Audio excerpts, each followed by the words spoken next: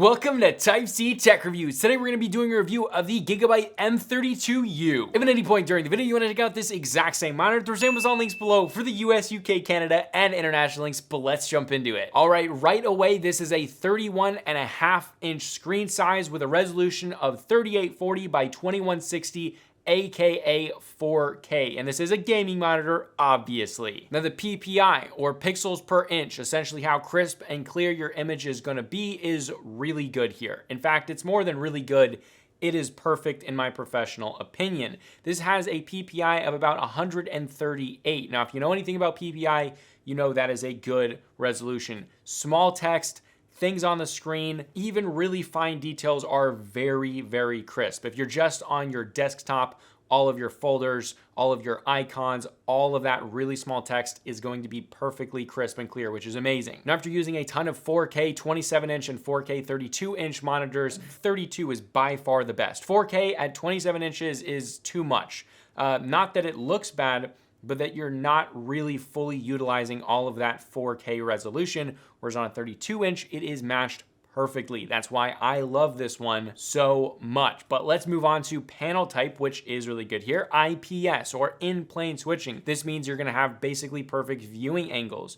You're also gonna have better colors. And the big thing is better ghosting. So for gaming performance, well, we're gonna get into that in a section, but let's move on to actually a section that's almost never in any of my reviews. And that is because with this specific monitor, I bought this to be my personal daily driver on one of my setups. And after testing it, spoiler alert for the rest of the video, this one is gonna be staying on that setup. So it passed. This thing is fantastic, but let's move on to refresh rate and variable refresh rate. All right, now, first of all, it hits a max refresh rate of 144 Hertz. Now that is good. 4K at 144 Hertz. Guys, if you've never experienced it, it is like no other experience. It is absolutely stunning if your rig can even push 4K at those higher frames. But when it can, oh my God, it is life-changing, especially when you sit down and game on it for the first time. So it's absolutely fantastic, but let's move on from that. The variable refresh rate has something really cool with it. So first of all, this has FreeSync Premium Pro, which is great. Now, this is compatible with G-Sync and it works very well. However, it is not NVIDIA certified. So it's not NVIDIA certified,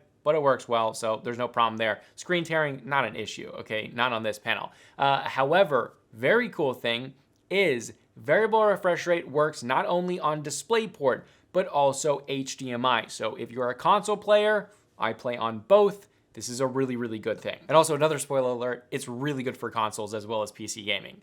And even, well, we'll get into that. All right, now moving on to brightness. Now initially during the unboxing process and the video that kind of captured my first impressions, I was wanting more brightness. And I still will say that today. This is really my only personal negative on this monitor, and it's not even that negative. Now, this has an advertised brightness of 350 nits, but how does that compare to actual test results? Because we know advertised brightness can sometimes be way high or way low. So after testing, this thing got all the way up to 395 nits, which is very good. Now, during gaming in a brighter room, I want to turn the lights off. However, when using this thing, you are using it because you want the best picture quality possible. So if you're doing something like work, maybe writing notes out, it's not gonna be an issue at all. But I was doing more contrasty style gaming, more cinematic style gaming. If you're doing something like that, I personally wanna turn off all the lights. However, doing workflow stuff, I didn't feel like I needed to turn any lights off. And this is a very bright room with all the lights on. So it is good. And this is a really good brightness. It is vibrant, it's pretty. However, I just wish it would go up to 500. That would be my absolute perfect. Now I do want to stress this. I am a monitor enthusiast and I use a ton of very bright and very high-end monitors. And because I'm actually buying this one to keep it and not sell it after the review, I'm being very nitpicky with this monitor. So if you're used to just like an okay monitor, that's like 300 nits or something like that, this will be bright to you. Okay, 400 nits, which is about what it's at. 400 nits is a really good brightness. However, again, I would have liked 500 nits. And I do want to say this is in SDR content, okay, not HDR. But let's talk about HDR. So in HDR, this thing will get all the way up to 445 nits, which is good. That's definitely a little bit brighter than the SDR. So if you do want to game in HDR, which I did, that like pretty much satisfied me in some games, but most of the time just turning the lights off will satisfy me, and it's a very pretty, vibrant, beautiful experience. Now, this doesn't have a wide enough color gamut to have a true cinematic HDR experience, but it does definitely add a little bit to games, especially if you're playing games that have HDR support in them. This is great. So yeah, overall, I would give the brightness an A. I wouldn't give it an A+ or an A++, but I would say for 90 or 95% of you, you guys are gonna be really good with this and you're gonna enjoy it. And to increase that brightness, to go to a different monitor, it's quite a bit more money. And that's really the thing that came down to me, is like, do I wanna spend that much more money just to get more brightness? And obviously the answer was no, but we'll go over that in the last section. But let's continue on to colors. All right, now this thing covers 90% of the DCI-P3 color gamut. However, the big thing is accuracy out of the box, which honestly I wasn't expecting, but it had really good accuracy out of the box. Now remember, this will vary by unit, but the one that I bought, it was really good. Now, the best setting to have it in, the most accurate setting to have it in, is the sRGB mode.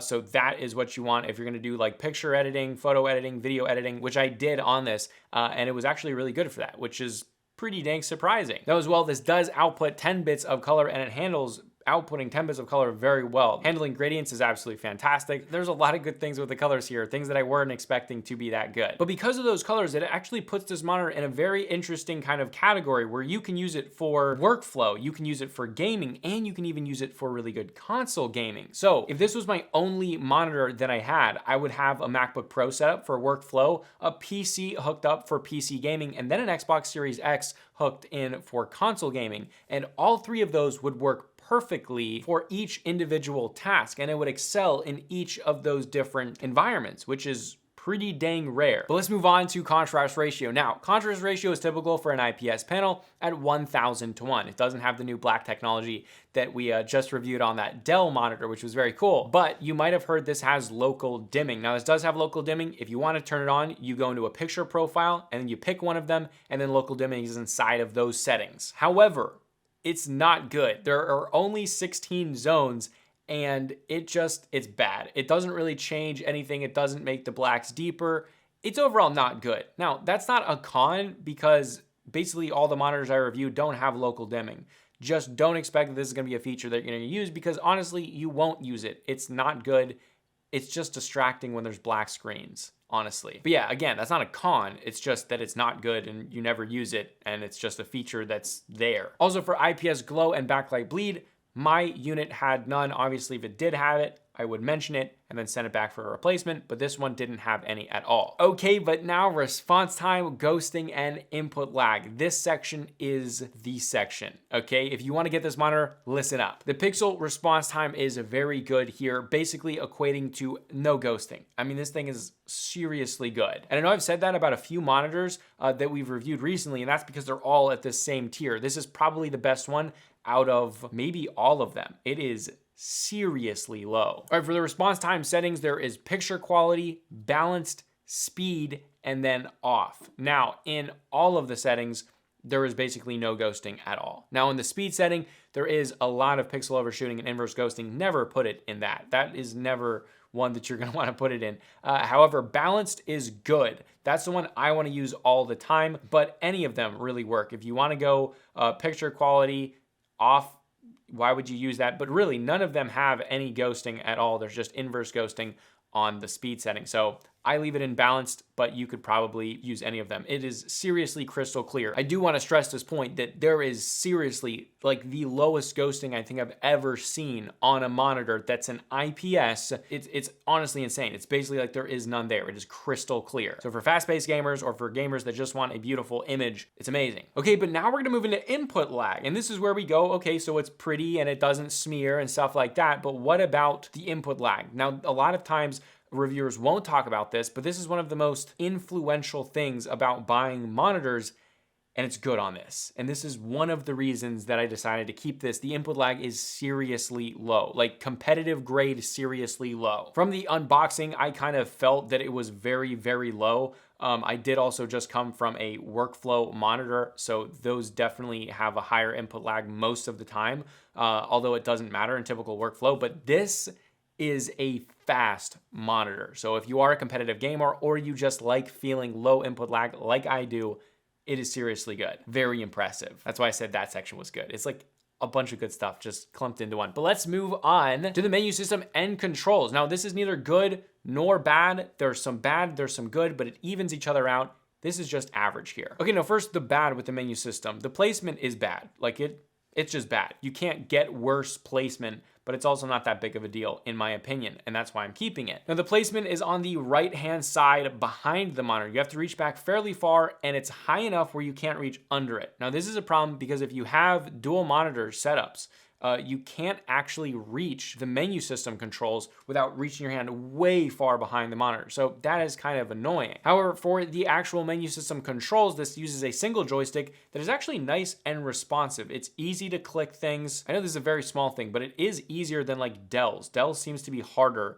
LG's is really good, but Gigabyte's has always, I've had quite a few Gigabyte monitors, and this one just has, I don't know, the toggle joystick is just, it's nice. But yeah, there's no learning curve here. Once you actually have your hand on it, it's easy to get to everything. The menu system itself, it's not that good. I mean, it's fine. You can find everything fairly easily. There's not really a learning curve, but it's ugly. I mean, it doesn't look good, and it's really pixelated, which is weird. And then it's also like way too big on the screen. It just looks weird. So those are kind of cons, but again, you can find everything easily. You can change everything easily, and there's pretty much no learning curve at all. So I don't really mind it because it still uses a joystick. So that's good and bad, and it's just kind of, it is. All right, now Vesa Compatibility is good, being compatible with 100mm by 100mm Vesa mounts. Now for internal speakers, this actually does have internal speakers. It has dual 3-watt speakers, which actually I was surprised by because a monitor this expensive, having internal speakers and being 4K, it just seemed weird, but they get reasonably loud, not too loud. The sound is actually interesting because it's not super tinny like most monitor speakers are. It has a little bit of bass, however, it's very muffled.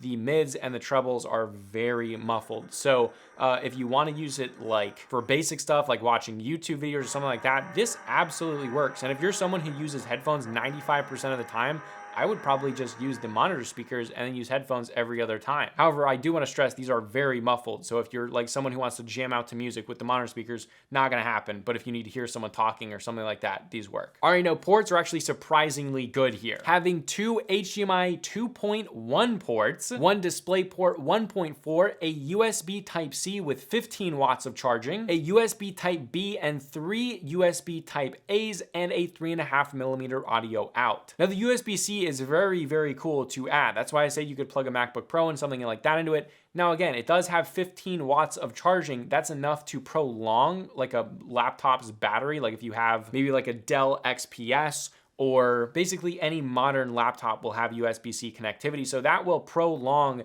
your laptop's battery, but it's not going to fully charge it under use. So that's kind of, I wouldn't even say it's a con because of the price point of this monitor. But the other really cool thing this has is a KVM switch. Gigabyte's calling this their KVM series, which I think is very funny that they're like branding it like that. However, it is very cool to have it, especially with all those ports. So if you want to do a lot of different multitasking, have a lot of different devices hooked up, that's very cool. All right, now stand and build quality. Mixed again here, but I don't mind it. The actual stand and build quality itself is strong, it's stable, there's no problems there. It's not especially premium. Offerings from Dell, LG, basically all the other companies, the name brand, mainstream companies, they do it better. They have better build quality overall. The plastics that they're using look nicer. The designs look nicer. I think this one looks fine, but it doesn't look like expensive. It doesn't look super expensive. It looks like a $200 or $300 monitor, and the plastics and quality are pretty much no different than the rest of Gigabyte's lineup. And so that's kind of a con. However, on the flip side, the functionality is good. It has great height adjustability,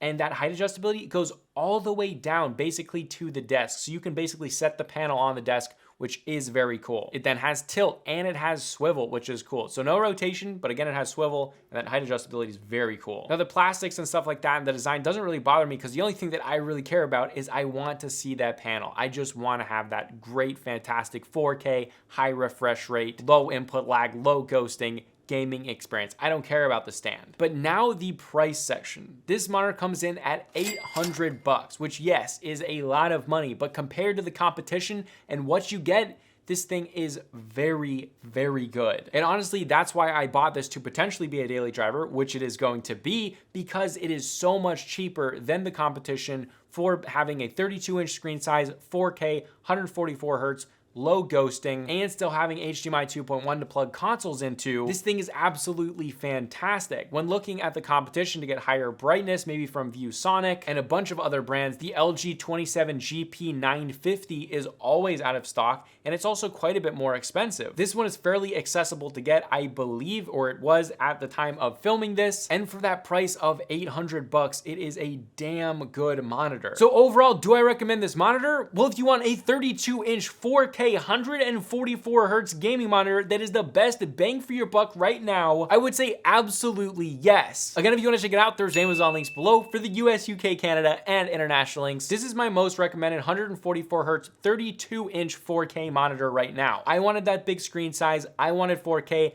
I wanted a high refresh rate. There are now a bunch of other monitors out there, and I'm gonna be reviewing more of them, but this is the one that I'm keeping because I think it's the best bang for your buck. But yeah, this is Type C Tech Reviews. You guys wanna see the unboxing of this monitor? Be right here, but I'll see you guys in the next video. Type C Tech Reviews, out.